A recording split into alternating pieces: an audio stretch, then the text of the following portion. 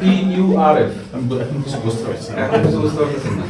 ইউরোলজির অপারেশনের তো সব থেকে কমন অপারেশন TURF, এটা ফুল মিনিংটা বলেন তো।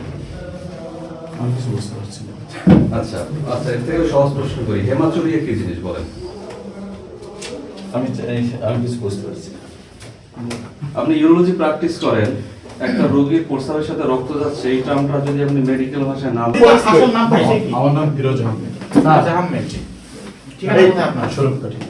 আপনার প্রকৃত নাম কি? আপনি কি নামে এখানে প্র্যাকটিস করতেন? আমি জোরে বলেন। আমি আমিরুল ইসলাম স্যারের নাম জি। করে আপনি প্র্যাকটিস করতেন। জি। এবং আপনি সার্জারি করতেন। জি। সার্জারি খুব ঝুঁকিপূর্ণ মেডিকেল সায়েন্সের ভিতরে না, একটা আমি বিষয়। আমি এখানে আমার লাগে আরো সার্জনরা কাজ করেছে। আচ্ছা, আপনি শিখলেন কিভাবে এটা? আমি অনেক বছর এই পথে মানে কাজ করি ক্লিনিকে। আপনি কারো জীবন ঝুঁকিতে ফেলেন নাই? না। কিভাবে এটা? না।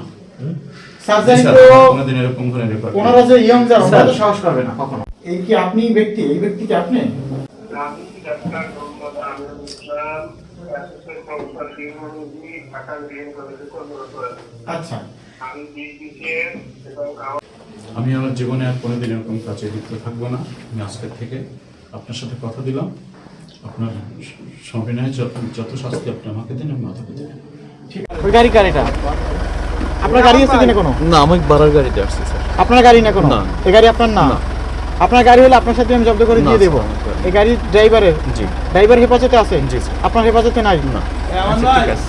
স্থানীয় প্রশাসন আমাদের সহযোগিতার মাধ্যমে আমরা আসলে ওনার যে কাগজপত্রগুলো দেখলাম, এখানে আসলে মানে আমিরুল স্যারের সাথে ওনার আলটিমেটলি 100% কোনো মানে সংযোগই নাই, টোটালি ফ্রড। নদী উপজেলার স্বাস্থ্য সমস্যাগুলো নিয়ে বেশ কিছু অভিযোগ ইদানিং পরিলক্ষিত হচ্ছে। তার প্রেক্ষিতে উপজেলা প্রশাসন এবং উপজেলা স্বাস্থ্য বিভাগ যৌথভাবে আমরা নিয়মিত অভিযান এবং মনিটরিং করছি। তারই অংশ হিসাবে আমরা জানেন যে বেশ কিছুদিন আগে 2টা ডায়াগনস্টিক সেন্টারকেও আমরা অ্যাড্রেস করেছিলাম।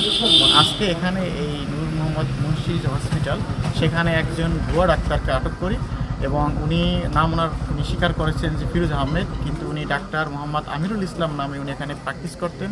এবং সবচেয়ে ভয়ানক যে বিষয়টা হচ্ছে যে উনি অনেক ঝুঁকিপূর্ণ সার্জারি পর্যন্ত করেছেন এবং মানুষের জীবন ঝুঁকিতে ফেলেছেন। তো ওনাকে আমরা আটক করে ওনার উপযুক্ত শাস্তির জন্য আমরা নিয়মিত আদালতে প্রেরণ করব। কারণ আমি মনে করি যে ওনার যে অপরাধ, এটাকে ওনার অনেক বড় ধরনের পানিশমেন্ট হওয়া উচিত, যার জন্য আমরা মোবাইল আওতায় নিচ্ছি না, নিয়মিত মামলার মাধ্যমে আমরা কোর্ট পর্যন্ত প্রেরণ করছি। আশা করি যে এখান থেকে সমাজে একটা বার্তা যাবে যে ভুয়া ডাক্তারগুলো যেন প্র্যাকটিস না করে।